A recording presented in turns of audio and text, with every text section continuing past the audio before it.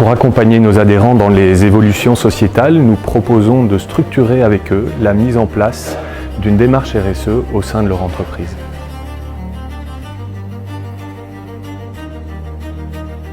Notre accompagnement permet aux dirigeants de formaliser leurs engagements, de structurer leur démarche et d'exprimer leurs responsabilités sociétales.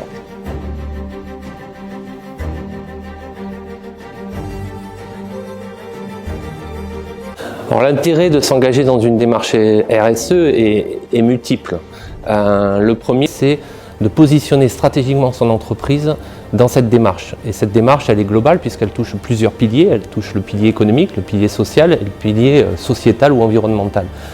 L'intérêt, il est aussi économique, parce qu'effectivement, on peut s'en apercevoir avec les entreprises qui se sont engagées, c'est qu'il va y avoir des gains en termes de volume d'affaires, il va y avoir des gains en termes de profitabilité et en termes de compétitivité. Si vous incluez vos collaborateurs dans cette démarche, progressivement, vous leur permettez d'être meilleurs, d'être plus compétents, et d'intégrer tous ces paramètres permet de faire une véritable différence par rapport à la concurrence, par exemple. Le dernier élément de l'intérêt, c'est de répondre à des attentes qui sont assez normées aujourd'hui, c'est-à-dire que protéger la planète, ce n'est pas qu'un vœu pieux, c'est une question qui est sociétale. Et quand on s'intéresse par exemple à la gestion des déchets, eh bien on amène l'entreprise à être beaucoup plus consciente des enjeux globaux sur la planète et du coup on se différencie aussi sur ces questions-là, quel que soit le secteur d'activité d'ailleurs.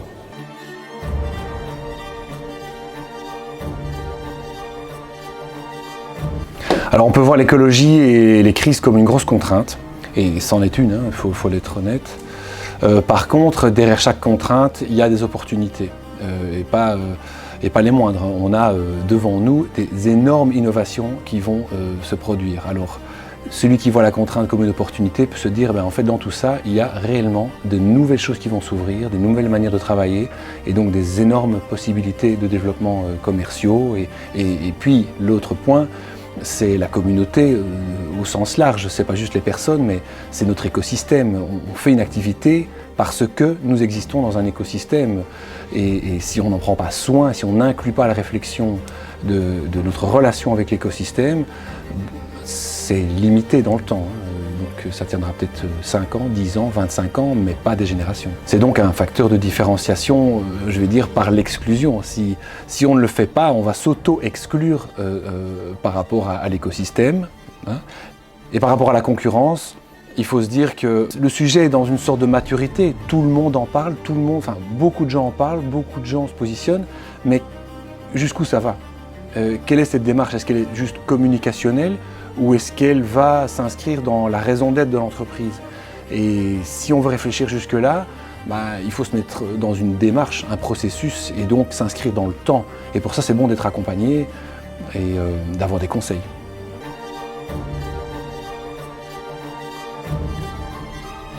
Je me suis lancé dans cette démarche RSE afin de formaliser et de transmettre mes valeurs auprès de mes collaborateurs et puis aussi clients et fournisseurs. Alors sur la question environnementale, on a mis en place le tri des déchets en retour chantier, une valorisation auprès d'organismes agréés.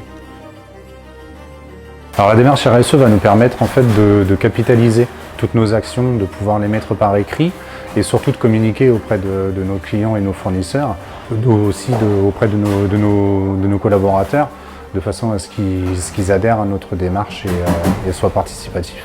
Aujourd'hui, les actions qui ont été mises en place, si on prend d'un point de vue bien-être au travail, on a des réunions d'amélioration qui sont mises en place quotidiennement ou tous les 2 jours, qui découlent sur un plan d'action avec des réunions d'amélioration mensuelles, durant lesquelles l'ensemble des salariés va pouvoir émettre les points bloquants, ou que ce soit donc au niveau administratif, communication, ou d'un point de vue technique sur la production.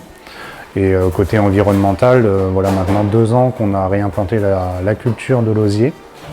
Donc tout ça pour devenir de plus en plus autonome sur notre matière première et éviter d'avoir un trop gros impact carbone, parce qu'aujourd'hui notre matière première provient principalement d'Espagne et du Chili. Alors Serre France nous accompagne déjà depuis le début de la création de l'entreprise à travers des prestations de comptabilité, donc ils gèrent notre comptabilité. Ont un rôle de conseil pour l'entreprise, parce que quand on démarre une aventure comme celle-ci, on a besoin de réponses à des questions bien précises, et ils ont su y répondre et nous accompagner également sur le développement de l'entreprise. Donc j'avais besoin de m'appuyer aussi sur une structure compétente pour m'accompagner dans ma démarche RSE. La méthodologie utilisée allie les temps de formation en collectif et l'accompagnement individuel par des consultants spécialisés. À l'issue de l'accompagnement, un audit est réalisé pour évaluer la maturité de l'entreprise au regard du référentiel ISO 26000 reconnu internationalement. Fort du succès de la démarche, nous engageons dès septembre prochain une 3e édition de notre cycle d'accompagnement. Une réunion est prévue le 19 mai à Beauvais en fin de journée pour présenter ce parcours.